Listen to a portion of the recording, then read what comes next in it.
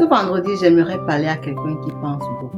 Tu repasses la conversation dans ta tête. Tu imagines le pire. Tu te demandes comment tu vas payer, comment ça va se régler, ce qui va arriver la semaine prochaine. Et parfois, ton corps est assis ici, mais ton esprit est déjà en train de vivre 10 scénarios différents. L'inquiétude te donne l'impression que tu fais quelque chose, mais penser encore et encore n'est pas toujours agir.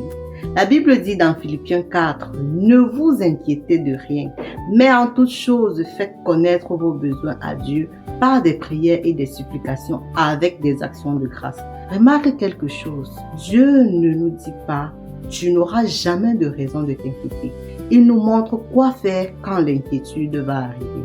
Prier, demander, remettre à Dieu. Il y a un détail intéressant. La recherche psychologique distingue aussi le fait de réfléchir à un problème du fait de ruminer.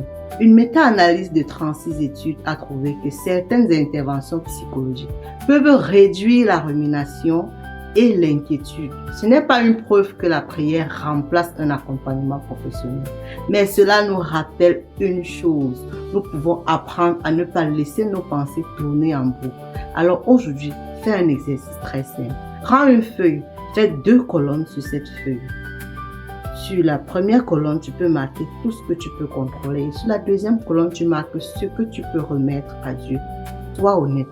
Tu peux contrôler ta réponse. Tu peux demander pardon. Tu peux faire un appel. Tu peux préparer ce qui dépend de toi. Mais tu ne peux pas contrôler ce que le cœur des autres, ce que le passé.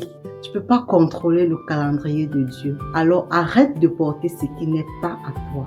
Dis simplement, Seigneur, je fais ma part et je te confie le reste.